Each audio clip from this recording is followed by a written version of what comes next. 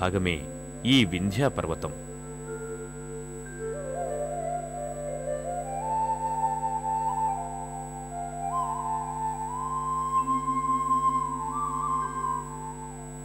విశాల సమతల మైదానాల మధ్యలో గంగానది పక్కన ఉన్న పర్వతం వింధ్యా పర్వతం. ప్రకృతి సౌందర్యానికి పెట్టింది పేరు ఈ సుందర పర్వతం. దీనిపై ఉన్న మందిరం వింధ్యావాసిని మాత పురాతన మందిరం. ఆ మందిర విశేషాలేమిటో ఇప్పుడు చూద్దాం. విశాల సమతల మైదానాల మధ్యలో గంగానది పక్కన ఉన్న ఈ పర్వతం ప్రకృతి సౌందర్యానికి పెట్టింది పేరు. ఈ సుందర పర్వతంపై వెలసింది మాత వింధ్యావాసిని. వింధ్యావాసిని శిఖరంపై వెలవటం వల్ల శిఖరానికి శోభ చేకూరింది. ఆమె ఆ పర్వతాలకి గుర్తింపు తెచ్చింది.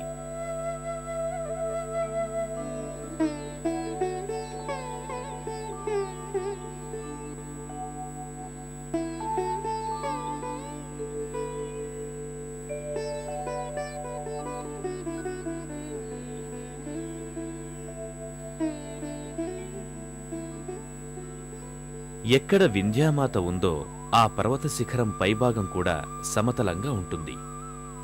అందులో ఉంది వింధ్యావాసిని మాత పురాతన మందిరం.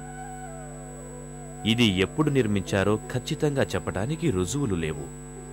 మందిరానికి వెళ్లే దారిలో దేవీ పూజకి అలంకారానికి ఉపయోగించే వస్తువులు అమ్మే దుకాణాలుంటాయి.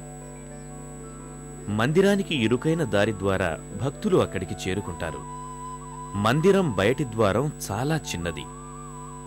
దేవి దర్శనానికి భక్తులు శిరస్సు వంచటానికి ముందే ఈ చిన్న ద్వారం దగ్గర వంగి శిరస్సు వంచి లోపలికి రావాలి. దేవి మహత్యం వల్ల దేశం నలుమూలల నుండి భక్తులు ఇక్కడ శిరస్సు వంచి నమస్కరించటానికి వస్తారు. భక్తి ప్రపత్తులతో నమస్కరిస్తారు.